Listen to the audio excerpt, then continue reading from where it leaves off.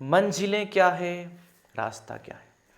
मंजिलें क्या है, रास्ता क्या है, हौसला हो तो फासला क्या है। Hello all my dear students, मैं वापस आ चुका हूँ लाइट चैप्टर से रिलेटेड लेक्चर 2 के अंदर। और आज हम लोग जानेंगे बहुत ही इंटरेस्टिंग टॉपिक्स, और उनमें से सबसे पहला टॉपिक है बच्चों आपके सामने रे डायग्राम। अब चलो भाई, बिना किसी देरी के शुरू करते हैं। रे डायग्राम जानते हैं एक्चुअली होता क्या है। That is object and this is image. अब आप बात करते हैं रे डायग्राम मतलब बोले तो किरण आरेख, मतलब distance of image from the object can be founded by a method that is called रे डायग्राम। मतलब जिस मेथड के थ्रू इमेज और ऑब्जेक्ट के बीच की डिस्टेंस को मापा जाता है, मतलब जाना जाता है, उसी को हम लोग बोलते हैं रे डायग्राम। चलिए अब बिना किसी देरी के शुरू करते हैं, नेक्स्ट स्लाइड की तरफ बढ़ते हैं। नेक्स्ट स्लाइड है कि रे डायग्राम होता क्या है। तो बच्चों रे diagram it is a method of locating the position, size and nature of the image. तीन बातें जहन में रखनी है आपको। कौन कौन सी भाई? तीन बातें कौन कौन सी आपको जहन में रखनी है? वो ये है कि first of all position, size and nature. Position, size, nature. अब पोजीशन की बात करते हैं तो भैया इमेज कौन सी जगह पे बनी है, मतलब कहाँ पे बनी है, ये पोजीशन की बात है। अगर मैं साइज की बात करते हैं तो भैया साइज जो है ऑब्जेक्ट से बड़ा है या ऑब्जेक्ट से छोटा है या ऑब्जेक्ट के बराबर है, तीन तरह से हो सकता है। और अगर नेचर की बात करता हूं तो नेचर में दो ही हो सकता है बच्चों, या तो रियल और नहीं तो वर्चुअल। अगर मैं रियल की बात करता हूं बच्चों तो रियल के मतलब ये हुआ कि मतलब ये इन्वर्टेड होगा, रियल मतलब होगा इन्वर्टेड, और वर्चुअल का मतलब होगा इरेक्ट, मतलब सीधा। ठीक है। और अगर मैं रियल की बात करता हूं तो इसको हम लोग ऑब्टेन कर सकते हैं कहां पे? स्क्रीन पे। और इसको हम लोग can not obtain on A screen. पूरी बात क्लियर हो गई आपको? मुझे पूरी उम्मीद है, आई होप कि आपको ये समझ में आया होगा। चलिए अब बात करते हैं कि इमेज जो बनता है वो कितने तरह का हो सकता है। ये है इरेक्ट इमेज। इरेक्ट मतलब होता है सीधा, बिल्कुल सीधा इमेज बनेगा। मैग्नीफाइड मतलब इमेज बड़ा, ऑब्जेक्ट से बड़ा होगा। इनवर्टेड मतलब होता है उल्टा, और डिमिनिश्ड मतलब होगा छोटा, हिंदी में हरासित कहेंगे। ठीक है, चलिए आगे बढ़ते हैं जरा नेक्स्ट स्लाइड की तरफ। रे डायग्राम, इसमें कुछ बातें आपको समझनी है। That is a concave mirror in which this is pole and this is focal length, या फोकस कह सकते हैं, ये फोकस है और इससे इसके बीच की डिस्टेंस को फोकल लेंथ कहेंगे। This is centre of curvature या radius of curvature.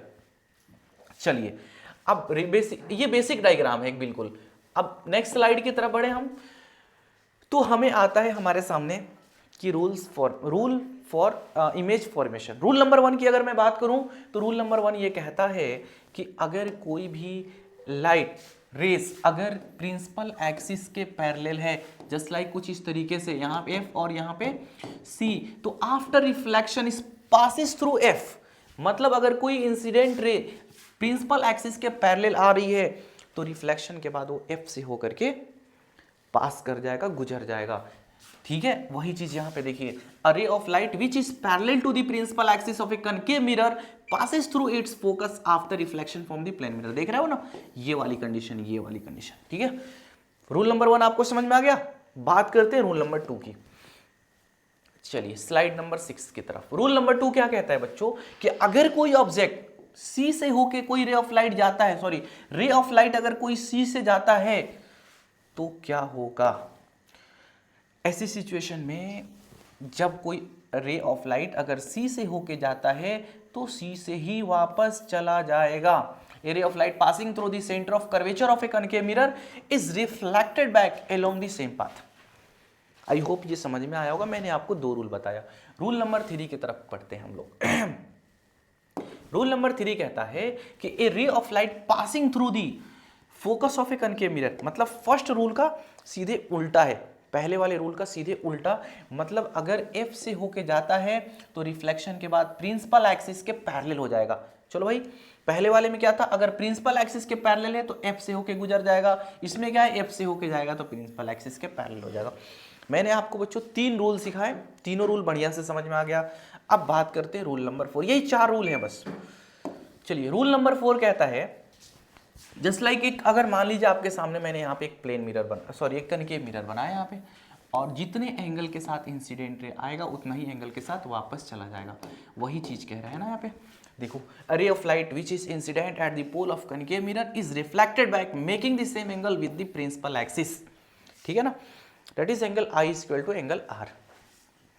Rule number 4 यानी चारों रूल मैंने आपको समझा दिया। अब इसको एक जगह पे थोड़ा इकट्ठा करके देख लेते हैं जरा, मतलब चारों रूल यहीं पे एक जगह पे मैंने आपके सामने कर दिए। अब आपको अच्छे से समझ में आ जाएगा बच्चों। 4 रूल्स फॉर मेकिंग, अगर incident ray parallel principal axis के पैरेलल होगा तो F से होके गुजर जाएगा। अगर मैं बात करूं कि incident ray passes through C, अगर C से होके जा रहा है भैया तो C से ही वापस चला जाएगा पासेस थ्रू C, मतलब वो वापस उसी से चला जाएगा। अगर incident ray passes through focus, अगर फोकस से होके जा रहा है तो रिफ्लेक्शन के बाद प्रिंसिपल एक्सिस के पैरेलल हो जाएगा। अगर incident ray strike the pole at the single angle, अगर मतलब एट एन एंगल जितने एंगल के साथ आ रहा है उतना ही एंगल के साथ वापस चला जाएगा। ये चारों रूल आपको जहन में रखनी है फॉर इमेज फॉर्मेशन। अब बात करते हैं कि भैया कनकेव मिरर के अंदर जो इमेज फॉर्मेशन होता है वो कितनी कंडीशंस में होता है, तो 6 कंडीशंस में होता है। 6 कंडीशंस में आपको क्लियर कर देता हूं। सबसे पहली कंडीशन की अगर मैं बात करूं, यहां पे पहले एक ट्रिक बताऊंगा जिसके थ्रू आप आसानी से समझ सकते हैं। सबसे पहले आपको बताऊंगा, मैं अगर थोड़ा सा अलग टाइप के हट के समझाता हूं, मैं 2 खंड बनाता हूं बच्चों, यहां पे लिखता हूं ऑब्जेक्ट की पोजीशन, यहां लिखता हूं इमेज की पोजीशन, यहां O लिख देता हूं, यहां I लिख देता हूं, आप समझ लेंगे। अगर मैं ऑब्जेक्ट को F पे रखूंगा बच्चों तो इमेज बनेगी इन्फिनिटी पे, अगर इन्फिनिटी पे ऑब्जेक्ट रहेगा तो इमेज बनेगा F पे। ये बात क्लियर हो गई? चलिए 2 बातें क्लियर हो गई। तीसरा, पहला पॉइंट, दूसरा पॉइंट इसमें हो सकता है आगे पीछे हो बट आपको कंसेप्ट क्लियर कर रहा हूं मैं। तीसरा, अगर C पे ऑब्जेक्ट है तो C पे ही इमेज बनेगा। अभी मैं साइज की नेचर की बात नहीं कर रहा हूं, अभी सिर्फ बता रहा हूं कहां पे ऑब्जेक्ट रखेंगे तो कहां पे इमेज बनेगा। चलिए तीसरा, चौथा की बात करता हूं, अगर ऑब्जेक्ट बिटवीन बी से मतलब बिटवीन हो गया, इन्फिनिटी एंड सी, मतलब इन्फिनिटी एंड सी नहीं, इन्फिनिटी एंड सी के बीच में रहेगा तो इमेज कहाँ बनेगा, इन्फिनिटी एफ एंड सी के बीच में बनेगा, बिटवीन एफ एंड सी। चलिए 5 नंबर की बात करता हूँ, अगर ऑब्जेक्ट जो होगा एफ एंड सी के बीच में होगा, बिटवीन एफ एंड सी, तो इमेज जो बनेगा एफ का अपोजिट कर लीजिए, इन्फिनिटी और सी, तो सी रहेगा, इन्फिनिटी एंड सी के बीच में बनेगा। ठीक है आगे बढ़ते हैं जरा, और आखिरी रूल की तरफ बढ़ते हैं। अगर इसको नाम अलग अलग दे सकते हैं उससे कोई प्रॉब्लम नहीं है, बिटवीन P एंड F, यही एक ऐसी कंडीशन है जिसमें बिहाइंड द मिरर इमेज बनता है, बिहाइंड द मिरर बनेगा। अब आपको बस ये बात याद रखनी है, F पे रखेंगे ऑब्जेक्ट तो इन्फिनिटी पे, इन्फिनिटी पे रखेंगे तो F पे, C पे रखेंगे तो C पे, और बिटवीन इन्फिनिटी एंड C तो F एंड C के बीच में बनेगा, और F एंड C के बीच में बनेगा तो इन्फिनिटी एंड C के बीच में बनेगा, और P और F के बीच में बनेगा।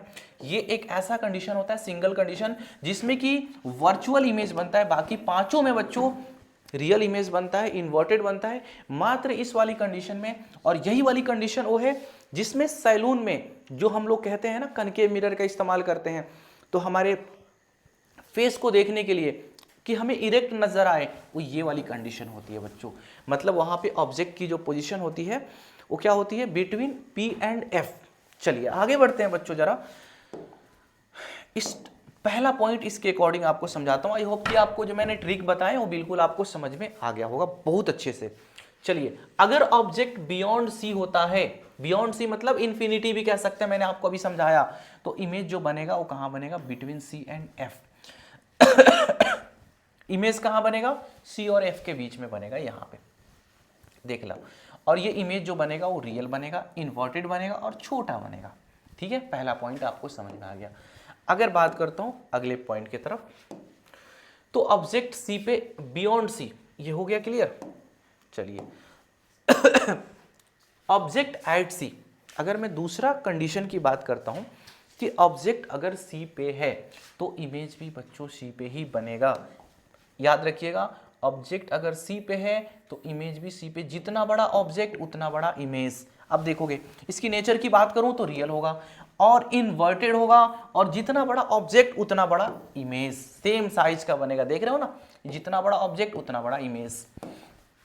आगे बढ़ते हैं जरा, अब बात करते हैं ऑब्जेक्ट बिटवीन एफ एंड सी। तो एफ इन्फिनिटी, और यहीं से याद कर लो एफ और सी के बीच में, तो इन्फिनिटी और सी के बीच में बनेगा। कहाँ इमेज बन रहा है? इन्फिनिटी और सी के बीच में बन रहा है, देख लो यहाँ पे बन रहा है। और कैसा बन रहा है भाई? रियल बन रहा है। कैसा बन रहा है? रियल बन रहा है। और इन रियल बनेगा तो जाहिर सी बात है इन्वर्टेड होगा। और यहाँ पे एक बात याद रखनी है, मैग्नीफाइड। मैग्नीफाइड मतलब होता है बड़ा। ठीक है, चलो भाई आगे बढ़ते हैं। अगर बियॉन्ड सी, अच्छा बियॉन्ड सी तो कर लिए ना, बियॉन्ड सी कर लिए हैं, ऑब्जेक्ट एट सी कर लिए हैं। अब बात करते हैं बिटवीन एफ एंड सी। अगर बच्चों एफ और सी के बीच में रहेगा तो याद रखना इन्फिनिटी एंड सी, ये भी मैंने समझा दिया आपको, मैग्नीफाइड होता है। अब 13 नंबर स्लाइड की तरफ चलते हैं। अगर f पे रहेगा तो f देखते ही समझ लेना इन्फिनिटी। f देखते ही सब क्या समझ लोगे बच्चों? f का उल्टा इन्फिनिटी। अगर इमेज ऑब्जेक्ट f पे रहेगा तो इमेज कहाँ बनेगा? इन्फिनिटी पे बनेगा, देख लो भाई। और ये रियल बनेगा, रियल है तो इन्वर्टेड। और ये हाईली मैग्नीफाइड होगा। हाईली मैग्नीफाइड मतलब काफ़ी बड़ा होगा। ठीक है, चलिए आगे बढ़ते हैं बच्चों जरा। अगर मैं 14 नंबर स्लाइड, और आखिरी टॉपिक है आज की लेक्चर का, मतलब अगर इमेज जो है बच्चों अगर P और F के बीच में है, अगर ऑब्जेक्ट P और F के बीच में है, तो ये वही वाली कंडीशन है जिस कंडीशन में हम लोग बोलते हैं ना कि concave mirrors are used as a saving mirror या इन सैलून। और यहाँ पे इमेज जो बनता है दर्पण के पीछे यानी मिरर के पीछे बनता है। और कैसा बनता है? मैग्नीफाइड, मतलब बड़ा बनता है, सीधा बनता है और वर्चुअल बनता है। मात्र सिर्फ यही एक ऐसी कंडीशन है जिसमें कि वर्चुअल एंड इरेक्ट इमेज बनता है। आई होप बच्चों आपको ये वीडियो बहुत अच्छी लगी होगी। तो मुझे ज़रूर आप लोग जो है वीडियो को लाइक करिएगा, और नेक्स्ट वीडियो के लिए मुझे ज़रूर भाई अप्रिशिएट करिए कि सर नेक्स्ट लेक्चर लेकर आइए, lecture 3। Thank you so much for watching.